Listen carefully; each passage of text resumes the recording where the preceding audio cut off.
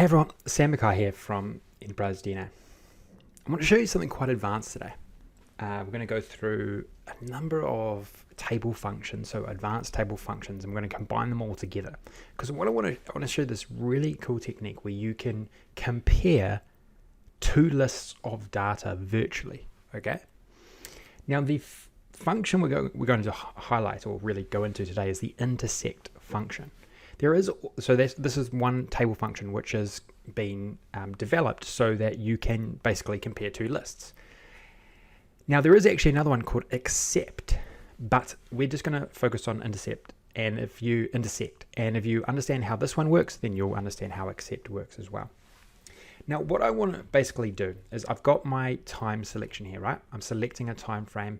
I'm looking at all my states. And so this could be any dimension. It doesn't have to be just states, okay? So I'm just talking you through the scenario first. So we've got states here, and then I'm just looking at my revenue per state, right? Which is also represented down here. What I want to do though, is I want to compare the list of my customers who say purchased within the state or purchased at the store in the state. I want to compare that list of customers to another list of customers who purchased at exactly the same time last year. So basically I want to compare a customer list in one time period and a customer list in another time period, and I want to see which customers appeared in both lists.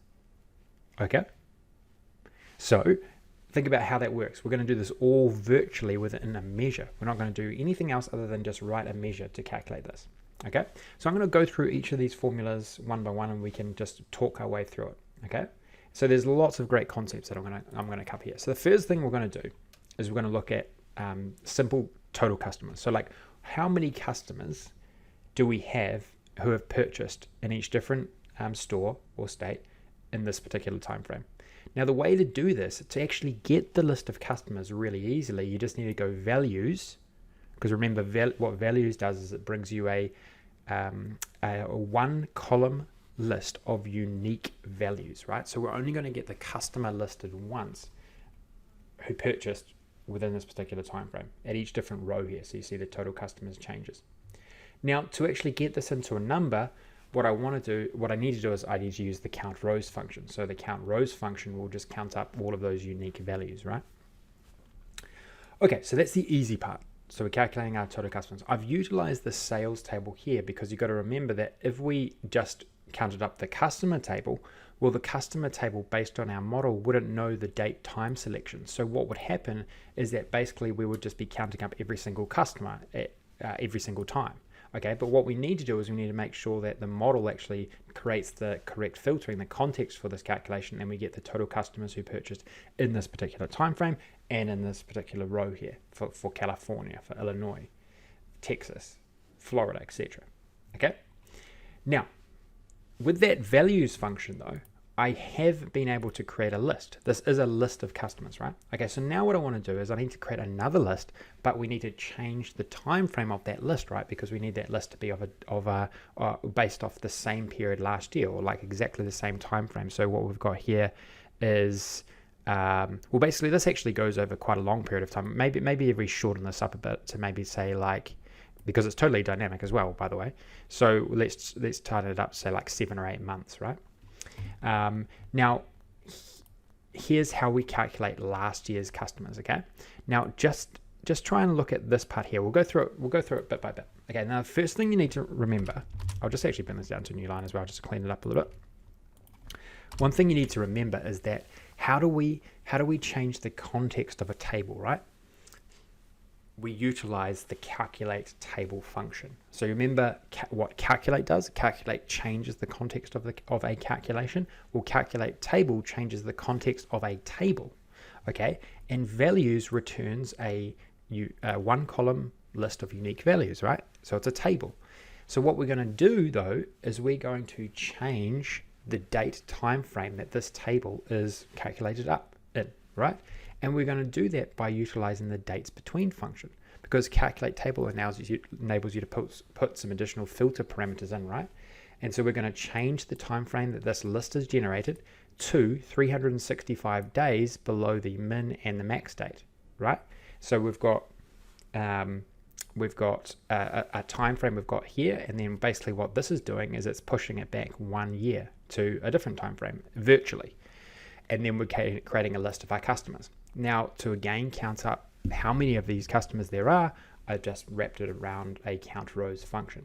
Okay, so if we were then to compare these two lists, right, these two lists of values, one of the current time frame, one of this adjusted time frame, well, this is where the INTERSECT function comes in, right?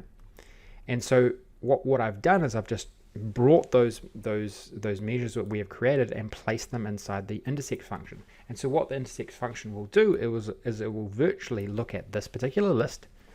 It will go through every one of those particular customers in that list, and it will compare them to all of the customers in this particular list. Okay, and then what will remain is the customers which are in this list and also this list.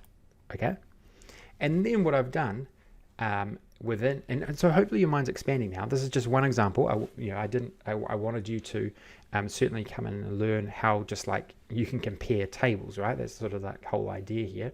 But then if I want to actually look at the numbers of these particular customers, well then again I can just wrap it around COUNTROWS, because INTERSECT is a table function, just like just like values is, just like filter is, just like CALCULATETABLE is. And so again I can have a look at how many of these customers are by just going COUNTROWS.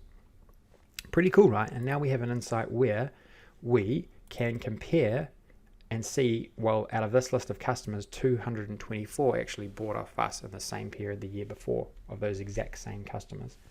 And we could probably do a percentage, right? We could also see, okay, well, as a percentage, very, very easily, we could use some measure branching techniques and move out and compare, okay, how many of our customers as a percentage wise have come back from last year to actually purchase in this particular time frame.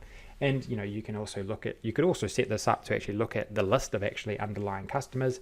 You could also look at the list of who hasn't come back and send out marketing material to them. So whole range of possibilities open up to you if you utilize this technique. So I think the key here, this is quite a new concept to a lot. I know it's a little bit more advanced, but this is how you can generate some pretty interesting insights that you probably have never seen before, and you can really act on them and make decisions on them.